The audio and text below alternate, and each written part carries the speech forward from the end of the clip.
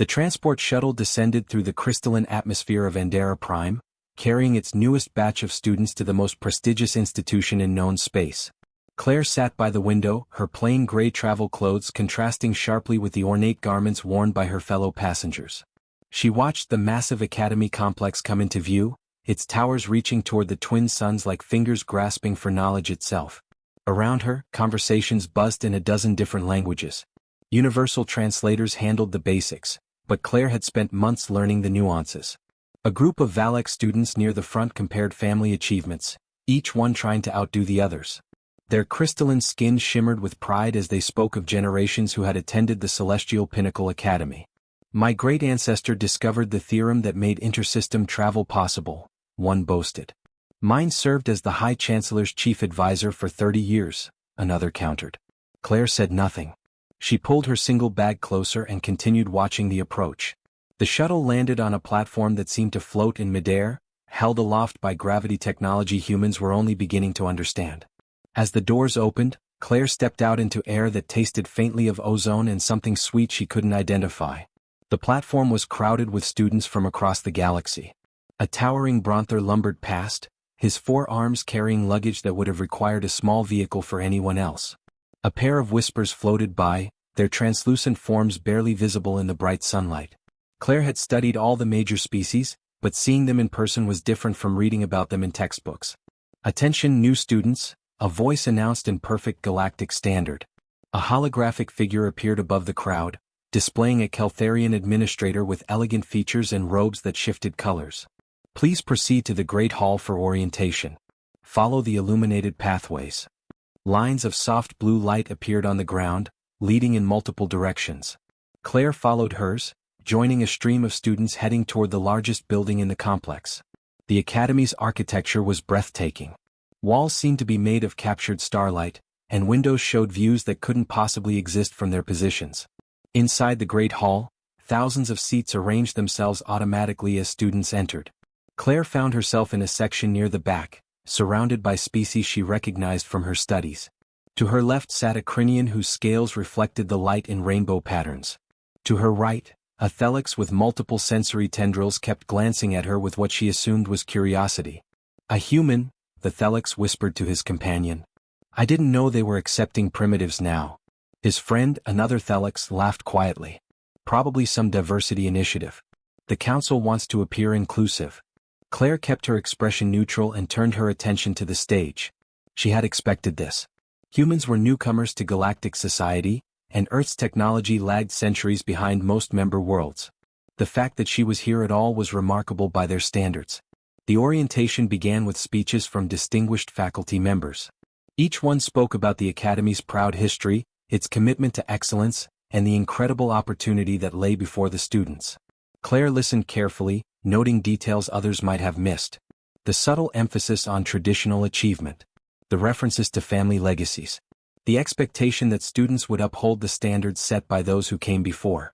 "You represent the finest minds your worlds have to offer," the headmaster declared, his voice resonating through the hall.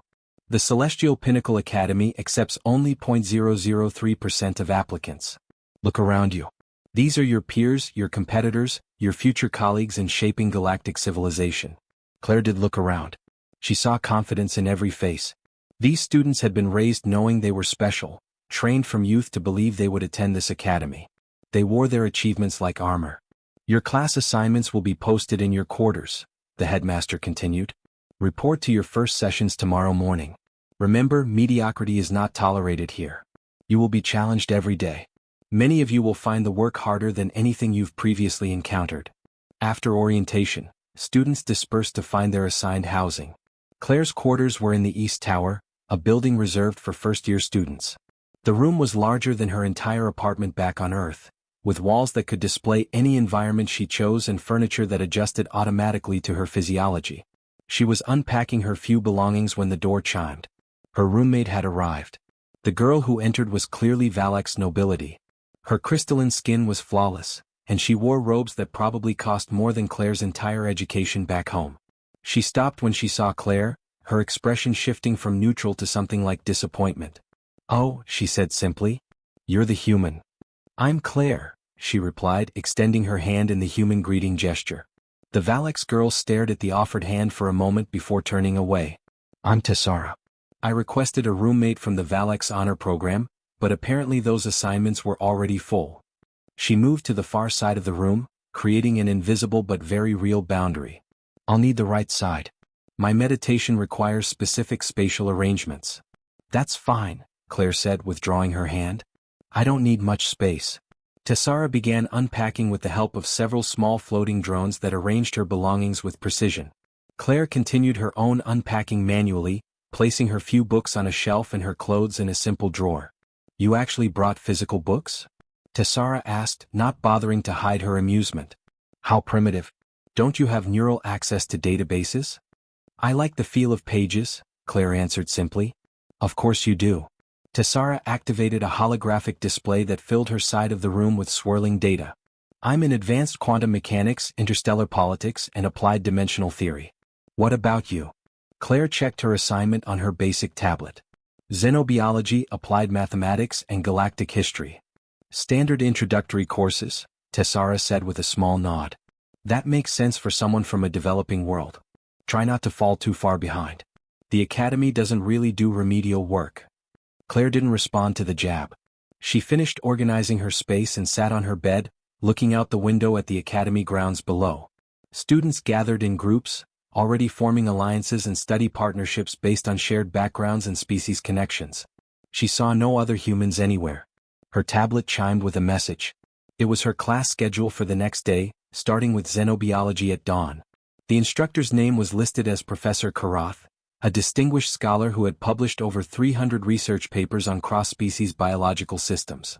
You should get sleep, Tessara said, dimming her side of the room. Tomorrow will be overwhelming for you. This level of education is quite different from what you're used to. I'm sure it will be, Claire agreed quietly. She lay back on her bed, watching the alien stars through the window. Tessara was already asleep, her crystalline form glowing faintly in the darkness. Claire closed her eyes and took a slow breath. Tomorrow her real work would begin. Claire's first week at the academy passed in a blur of lectures and assignments. Her xenobiology class was fascinating, covering life forms that evolved in conditions Earth scientists had barely theorized about.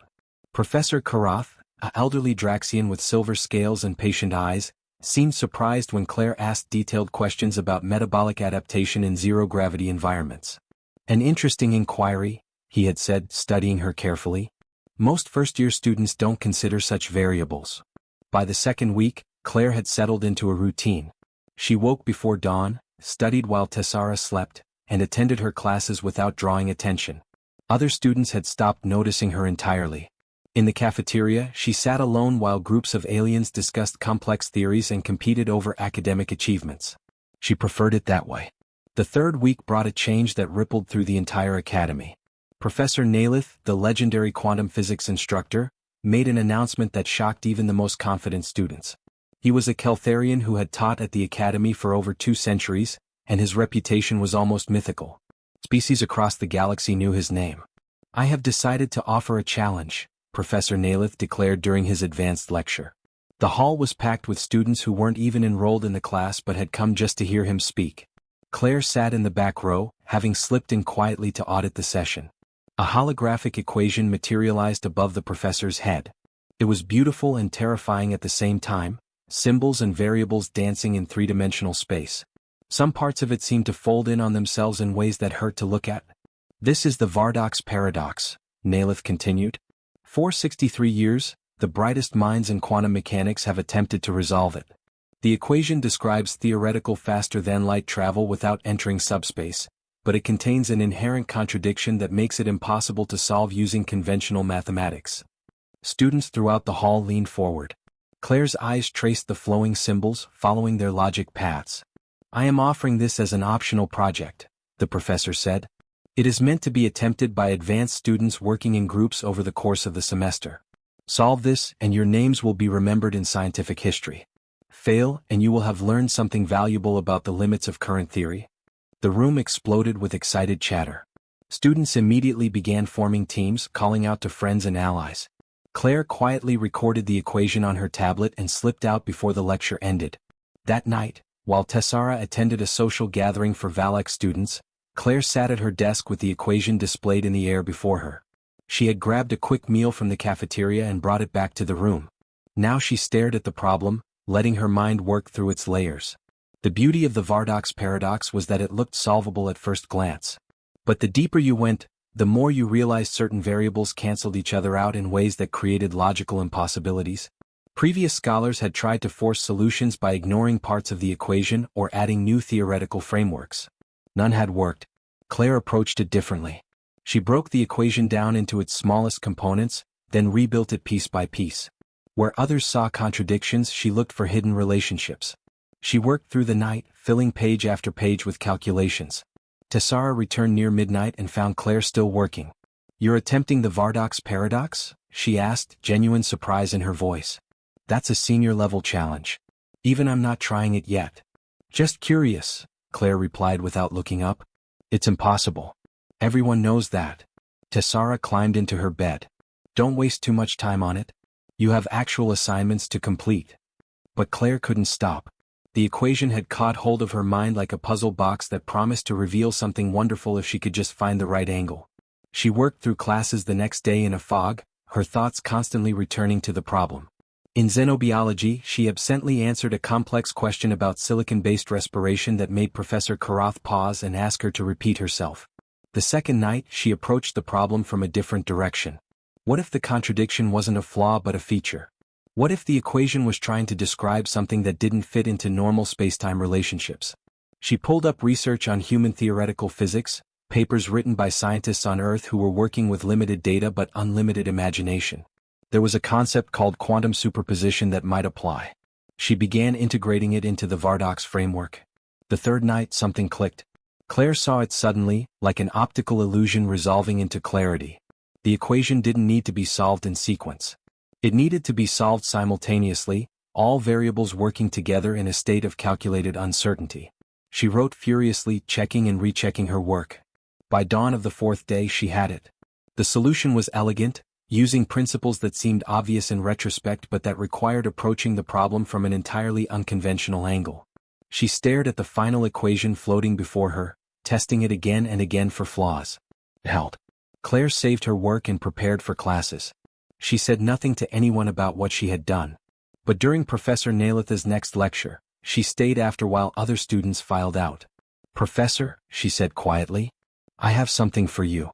Nailith turned, clearly not recognizing her. "Yes, student?" "The Vardox paradox. I think I solved it." The professor's expression shifted from polite attention to something like amusement. "My dear, that problem has occupied the finest minds in physics for over 6 decades. I appreciate enthusiasm, but please just look." Claire transferred her work to the classroom's main display. Professor Nailitha's words died as the equations appeared. His eyes, which could perceive light spectrums humans couldn't see, widened. He moved closer to the display, his hands moving through the holographic numbers as he traced her logic. Minutes passed in silence. Claire stood perfectly still, waiting. "This is..." Nailitha's voice was barely a whisper. "Where did you get this?" "I worked it out. It took 3 nights. The professor turned to her, really seeing her for the first time. "3 nights? This is... Who are you?" "Claire. I'm in the first-year xenobiology program." Nailith returned his attention to the equations. His hands moved faster now, pulling up computational tools to verify the math. The room's systems hummed as they processed the calculations. Claire watched the professor's face change from skepticism to disbelief to something approaching awe. "It works," he said finally. "By all the stars in heaven, it actually works." He looked at her again. "How did you see it? Where did you learn to approach quantum mechanics from this angle?" "I just looked at it differently," Claire said. "The contradiction wasn't the problem. It was the key. But this requires understanding of principles that aren't even taught at the undergraduate level. The integration of uncertainty theory with spatial mechanics, the application of multi-state resolution." He stopped himself. "I need to show this to the department head. Immediately." Word spread through the academy like fire through dry grass. By that afternoon, Claire's name was being whispered in hallways and study rooms. The human had solved the Vardox paradox, the impossible problem, in 3 days. The attention following Claire's solution to the Vardox paradox faded within 2 weeks. Students found explanations that satisfied their need to understand. She must have found the solution in some obscure human database. Perhaps she had help from Earth scientists through subspace communication. Maybe it was simply luck, a random attempt that happened to work. Claire didn't correct them. She returned to her quiet routine of classes and solitary study. Tessara had stopped making dismissive comments and now simply ignored her completely, which Claire preferred. Professor Nailith had tried to recruit her for advanced research projects, but she had politely declined, citing her need to focus on core curriculum. The fourth week of the semester brought mandatory tactical training. Every student at the Celestial Pinnacle Academy, regardless of their field of study, was required to complete combat simulations. The galaxy was vast and sometimes dangerous. Even scientists and diplomats needed to understand strategic thinking.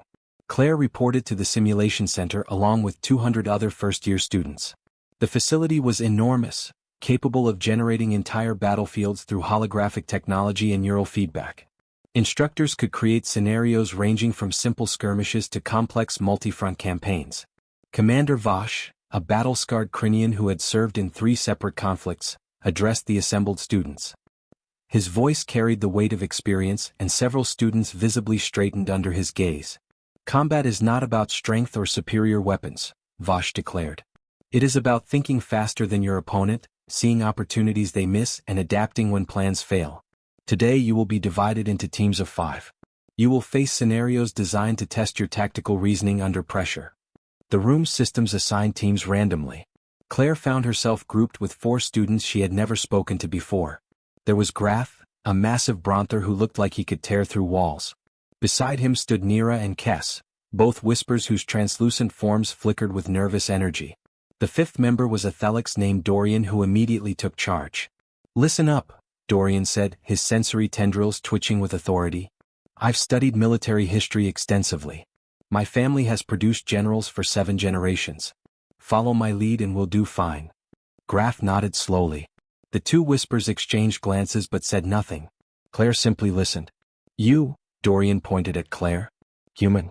You'll take rear position. Stay out of the way and try not to get hit. The rest of us will handle the actual fighting."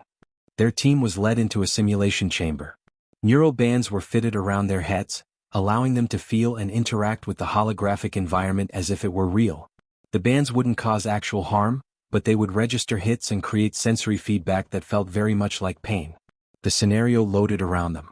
They stood on a rocky plateau surrounded by deep canyons. In the distance, enemy forces approached from 3 directions. The objective appeared in their shared vision: defend the central position for 15 minutes against overwhelming numbers. "Standard defensive formation," Dorian commanded. "Graf your front line. Nira and Kess take the flanks. I'll coordinate from center. Humans stay behind me." The simulation began. Enemy forces poured into the canyons, moving with coordinated precision. They were outnumbered 5 to 1. Dorian called out orders, positioning the team according to military doctrine he had memorized from textbooks. Claire watched from her position at the rear. She saw the enemy's approach patterns, noted how they probed different angles, tested different entry points. They were looking for weaknesses. "They're trying to draw us out," she said quietly. "Silence," Dorian snapped. "I'm coordinating." The first wave hit hard. Graf held the center admirably, his massive strength allowing him to deflect attacks that would have overwhelmed smaller fighters. Nira and Kess used their natural abilities to phase through certain attacks, creating confusion among enemy ranks. But the enemy kept coming wave after wave. "We're being flanked on the left," Claire observed. "They're sending smaller units through the narrow canyon while we're focused on the main force." "I can see that," Dorian replied tersely. Kess shift left. But it was too late. The flanking force broke through, and suddenly the team was surrounded. Graf took heavy damage trying to cover multiple directions. Nira was eliminated by focused fire. The enemy had them trapped in the center of the plateau with nowhere to retreat. "Fall back," Dorian shouted, but there was nowhere to go. Enemy forces closed in from all sides. "Wait," Claire said, her voice suddenly different. It carried a tone of absolute certainty that made everyone pause. "Stop moving. Everyone freeze." "Who do you think?" Dorian began. "Look at the canyon walls," Claire interrupted, her eyes scanning the terrain with rapid precision. "They've forced us into the center, but they had to thin their lines to surround us. The Northwest Passage has only one layer of troops. The cliff face there has handholds. We can climb." "That's insane," Dorian said. We're supposed to defend this position. We can't defend what we can't hold. Claire was already moving, not asking permission. Graf, you create a distraction at the southern entrance. Make them think we're trying to break through there. Kess, you phase through their lines and create confusion from behind. Dorian, you provide covering fire for my climb. I didn't authorize. Do you want to win or do you want to be right? Claire asked, her eyes meeting his. Something in her gaze made Dorian hesitate. Then he nodded. The team executed Claire's plan with sudden, sharp precision. Graf charged the southern entrance, roaring and swinging with wild abandon that drew every enemy eye. Kess phased through the ranks, appearing and disappearing in ways that made the enemy break formation to chase her.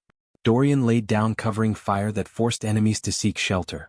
Claire sprinted for the northwest passage. Enemy fire chased her, but she moved with practiced efficiency, never in one place long enough to be targeted effectively. She reached the cliff face and began climbing, her movements smooth and calculated. The high ground, she called down. Get up here now. One by one the team climbed. From the elevated position, everything changed. They could see enemy movement patterns, anticipate reinforcements, coordinate their fire to maximum effect. Claire directed them with calm, precise commands that felt like they came from someone who had done this 1,000 times before. Graf, suppressing fire on the eastern approach. Dorian, watch for their commander unit, it's the one coordinating their movements. Kess, can you phase down and eliminate their communication hub? It's the glowing node at grid reference 7 alpha. They moved like a machine, each action building on the last. Claire's directions anticipated enemy movements before they happened. She noticed patterns in their behavior, exploited gaps in their coordination, turned their numerical advantage into a liability by forcing them through narrow choke points. The 15 minutes passed. When the simulation ended, the team stood victorious on their elevated position, having eliminated 70% of enemy forces while taking minimal casualties. The simulation chamber powered down. The 5 team members stood in the plain gray room, breathing hard from the neural feedback. Commander Vosh entered holding a data tablet. His expression was unreadable. That was... He paused, checking his tablet again as if to confirm what he was seeing. The highest tactical score in Academy history. 97% efficiency. Adaptive strategy. Unconventional thinking. He looked directly at Claire. Who commanded this unit? Dorian opened his mouth then closed it. The others looked at Claire. Team effort, sir, Claire said quietly. Don't insult my intelligence, student. Vosh stepped closer. Those maneuvers were textbook combined fleet tactics from the Meridian campaign. The way you used elevation advantage and divided enemy attention mirrors the Battle of the Rose Ridge. Where did a human learn historical military strategy at that level? Claire met his gaze steadily. I read a lot, sir. The tactical simulation results spread through the Academy faster than the Vardok's paradox solution had. A perfect score was rare enough. The highest score in Academy history was unprecedented. Students who had ignored Claire now watched her in hallways. Professors requested copies of the simulation data to study her decision-making process. Claire tried to maintain her low profile, but it was becoming impossible. In the cafeteria, conversations stopped when she entered. In classes, other students stared openly. Tessara had actually spoken to her for the first time in weeks, asking if the rumors were true. It was just a simulation, Claire had replied, focusing on her meal. Nobody just gets a perfect tactical score, Tessara said, her crystalline features reflecting genuine confusion. Especially not in an impossible scenario. The attention reached a peak when Ambassador Theron arrived at the Academy. He was a dignitary from the Archon Alliance, one of the galaxy's most powerful political bodies. His visit was supposed to be routine, a standard diplomatic check-in with the Academy's administration. Students lined the walkways to catch a glimpse of him as his transport landed. Claire was in the library when it happened. She had found a quiet corner in the xenobiology section where few students ventured. She was reviewing material on cross-species communication patterns when she heard rapid footsteps approaching. There you are, Professor Nalith said, slightly out of breath. The headmaster requests your presence immediately. Ambassador Theron has asked to speak with you. Me? Claire closed her tablet slowly. Why would an ambassador want to speak with a first-year student? I don't know, but we shouldn't keep him waiting. The walk to the administration building felt longer than it should have. Students watched as Claire followed Professor Nalith through corridors she had never entered before. The headmaster's office was on the top floor, with windows that looked out over the entire academy complex. Inside, Ambassador Theron stood examining a holographic display of galactic star charts. He was Archon, tall and elegant with features that seemed almost human but with silver eyes that held depths of experience. When Claire entered, he turned and his expression shifted from polite interest to something like recognition. "Dr. Bennett," he said quietly. "It is you." The room went still. Professor Nalith looked between them in confusion. The headmaster, an ancient Keltharian named Soreth, set down the data pad he had been reading. "I'm sorry," Soreth said carefully. "There must be some mistake. This is Claire, a first-year student from Earth." "Is it a mistake?" Theron asked, his silver eyes fixed on Claire. "Or is it a rather transparent alias?" Claire said nothing. Her expression remained calm, but something in her posture changed. The slight slouch she usually carried straightened. The uncertain quality in her eyes hardened into clarity. "Your tactical style in the simulation was quite distinctive," Theron continued. "I spent 3 years working with the strategist who developed those exact maneuvers during the border conflicts. The way you used terrain, the timing of your diversions, even the specific grid reference system you employed. It was unmistakable." Headmaster Soreth pulled up a screen and began typing rapidly. "Claire Bennett, admitted through standard application process. Academic records from Earth's Northern University. Age 20, undergraduate degree in xenobiology." He stopped. His ancient eyes widened. "There's a flag on this file. Security clearance required for full access." "Allow me to save you the trouble," Theron said. He gestured, and a holographic display materialized in the center of the room. It showed an image of Claire, but different. Her hair was styled formally, and she wore the diplomatic robes of a Galactic Council advisor. "Dr. Claire Maya Bennett," Theron read from the display. "Humanity's youngest recipient of the Nobel Prize in Astrophysics at age 17. Published 14 groundbreaking papers on quantum mechanics and spatial theory before her 20th birthday. And more relevantly to my recognition of her tactics, she served as the lead strategic consultant during the border conflicts between the Archon Alliance, the Kryn Federation and the Thelix Collective." Professor Nalitha's hands trembled slightly. "The border conflicts ended 3 years ago. The peace accords were considered a diplomatic miracle. The strategist who coordinated the resolution was never publicly named at their own request. Because she was 17 at the time," Theron said. "And because she insisted that the focus remain on the peace itself, not on personalities. She designed the negotiation framework that allowed 3 hostile powers to find common ground. She prevented what could have become the bloodiest war in modern galactic history." Soreth was still scrolling through the newly unlocked file. "Advanced degrees in astrophysics, political science, xenobiology, military history and diplomatic relations. Published work that has been cited over 10,000 times in galactic journals. Special envoy status to the Galactic Council. Security clearance at the highest possible level." He looked up at Claire. "Why are you here, pretending to be an ordinary student?" Claire took a slow breath. When she spoke, her voice carried a confidence that had been absent before, or perhaps had simply been hidden. "Because I wanted to learn," she said simply. "Humans are new to galactic society. We have technology that's centuries behind most member worlds. I wanted to understand how the galaxy's best minds are educated. I wanted to experience what it's like to be taught by professors like you without the burden of expectations or preconceptions." "You lied," Soreth said, though his tone was more curious than accusatory. "I used a simplified version of my name and submitted accurate academic credentials from one of my degrees," Claire corrected. "Everything in my application was truthful. I simply didn't include my complete background." "The Vardox paradox," Nalith said suddenly. "You didn't just solve it in 3 days. You already knew the solution, didn't you?" "No," Claire said. "That was genuine. I had read about the paradox but never attempted to solve it. The challenge intrigued me, so I worked through it. Honestly, I was surprised it took 3 days. I thought it would be faster." Theron laughed, a warm sound that eased some of the tension in the room. "That's very much like you, Doctor. Always understating your abilities. Why reveal yourself now?" Soreth asked. "You could have denied the ambassador's recognition." "Because he already knew," Claire replied. "And because I've learned what I came here to learn. The galaxy's educational system is excellent, but it has blind spots. Your institutions favor species with long histories of academic tradition. You teach brilliance, but you sometimes mistake familiar patterns for the only valid approaches." "Is that an assessment?" Soreth's tone was careful. "It's an observation." Claire's expression softened slightly. I've been impressed by the quality of instruction here. Professor Nailith's approach to quantum theory is elegant.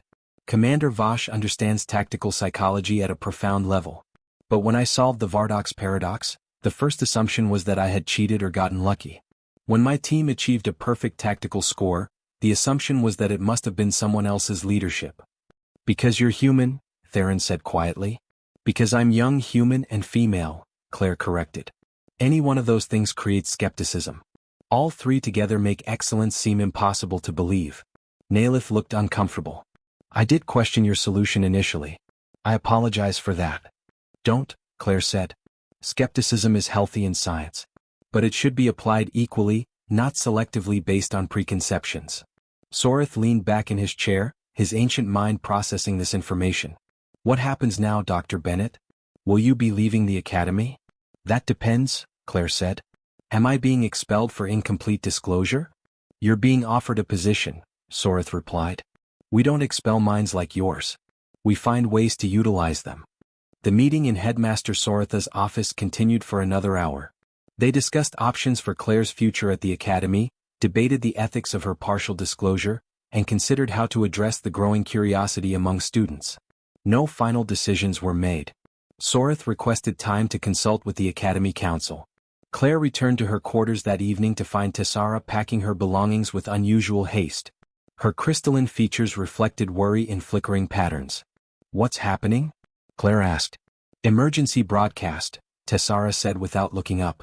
There's a spatial anomaly near the Viridian colony. My family lives there. They're evacuating, but the anomaly is expanding faster than predicted. Claire pulled up the news feeds on her tablet. The reports were alarming. A tear in normal space had appeared near Viridian 7, a peaceful colony world home to nearly 50 million beings from various species. The anomaly was creating gravitational distortions that interfered with transport ships. Evacuation efforts were failing because vessels couldn't maintain stable trajectories near the affected zone. The Academy's top physicists are being consulted, Tessara continued, her voice tight with fear. But nobody knows what's causing it. If they can't stop the expansion, the entire colony will be consumed within 48 hours. Claire's mind was already working through possibilities. Spatial anomalies didn't appear randomly. Something had triggered this one. She accessed the scientific data being shared across galactic networks and began analyzing the readings. By midnight, she had reviewed everything available. The anomaly's signature was unusual, showing patterns that reminded her of failed subspace drive experiments. But there was something else. A rhythmic pulse in the gravitational distortions that suggested intentional technology rather than natural phenomena. She contacted Headmaster Sorith directly, bypassing normal communication channels with authorization codes she hadn't used since arriving at the academy. Dr. Bennett, Sorith answered immediately. I assume you're monitoring the Viridian situation. I need access to your advanced physics laboratory, Claire said. And I need it now. The faculty is already working on the problem. With respect, Headmaster, they're approaching it as a natural phenomenon. I believe this is technological in origin. Someone or something created this anomaly, which means it can be reversed. Sorith was quiet for a moment. I'll grant you access. But I'm sending Professor Nailith to supervise. The laboratory was on the Academy's research level, far below the student areas. Claire arrived to find Nailith already there with 3 other senior physics professors. They had holographic models of the anomaly floating in the air, running simulations that all ended in catastrophic expansion. Dr. Bennett, one of the professors said coolly, we appreciate your concern, but this situation requires experienced hands. Show me what you've tried, Claire replied, ignoring the dismissive tone. They walked her through their approaches. Each one treated the anomaly as a natural tear in space-time, attempting to seal it with conventional methods like gravitational counterbalancing or subspace reinforcement. Claire saw the flaw immediately. You're trying to push it closed, she said. But look at the pulse pattern here. She gestured to a section of data. That's not random. That's a feedback loop. Something is actively maintaining the tear. We considered that possibility, Nailith said. But scans show no technology in the area. Not in normal space, Claire agreed. But what if the device is anchored in subspace itself? The anomaly isn't a malfunction. It's a doorway being held open. She began working with rapid intensity, pulling up equations and running calculations that made the other professors exchange uncertain glances. Her fingers moved through holographic controls with practiced ease, building a theoretical model of what such a device might look like. Even if you're correct, one professor said, we have no way to access subspace directly to disable such a device. We don't need to disable it, Claire replied. We need to change its frequency. Force it out of sync with the tear it's maintaining. The doorway will collapse on its own. That's theoretically possible, Nalith said slowly. But the calculations required to determine the exact frequency modifications would take days. We don't have days. I can do it faster. Claire was already setting up the computational framework. I need complete access to the Academy's quantum processing core. That's reserved for senior research projects, another professor protested. People are dying, Claire said, her eyes meeting his. Grant me access or watch the colony fall. Choose quickly. Soratha's voice came through the laboratory's communication system. Dr. Bennett has full access to all Academy resources. This is my authorization.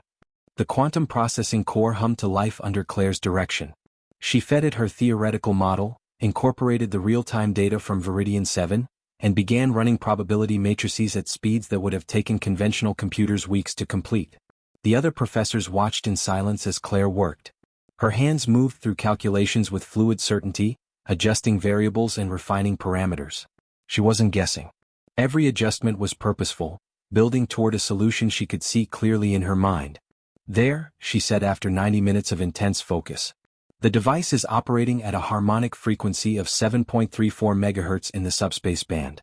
If we broadcast a counterfrequency at 7.29 MHz with amplitude modulation following this pattern, we'll force it out of phase.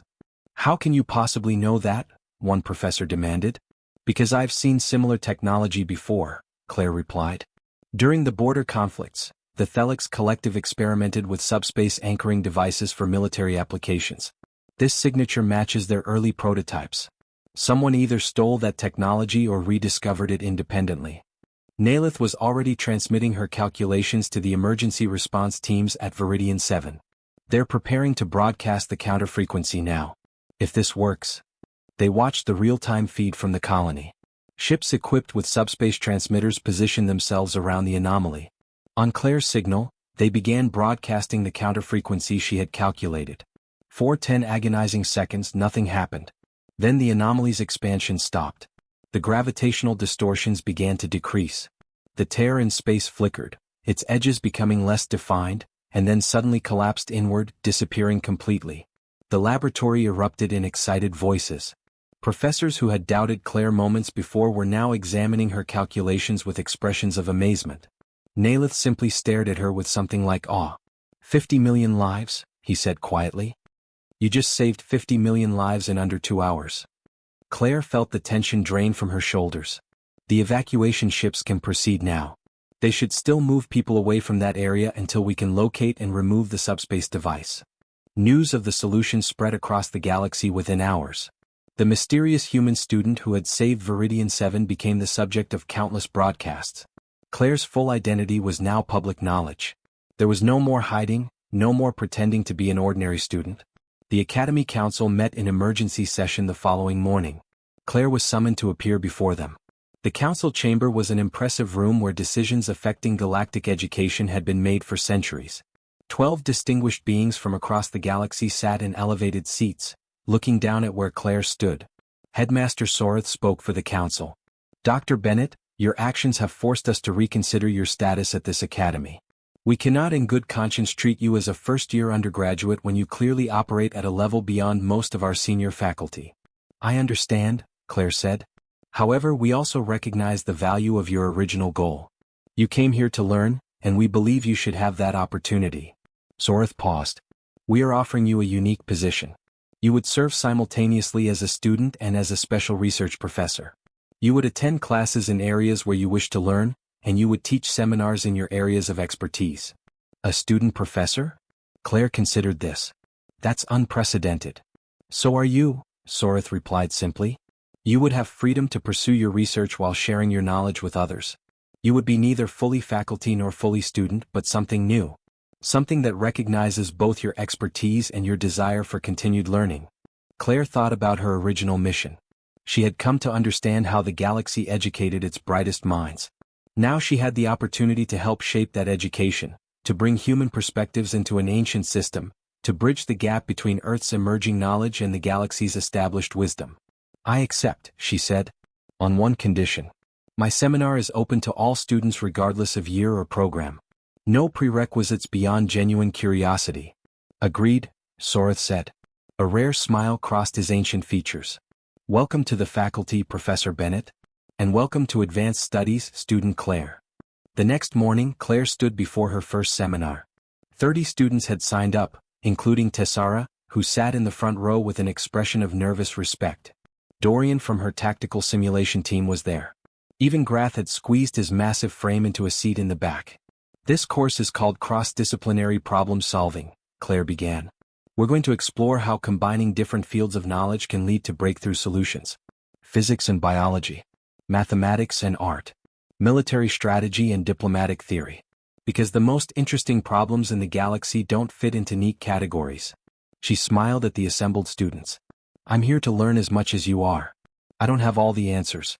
But together we're going to ask better questions. Outside the window, the twin suns of Andera Prime cast golden light across the academy grounds. Somewhere in those buildings, human perspectives were beginning to weave into the fabric of galactic education. And somewhere out in the stars, 50 million beings were alive because one young woman had refused to accept that some problems were impossible to solve. Claire turned back to her students, her journey far from over, but finally moving in a direction that felt true.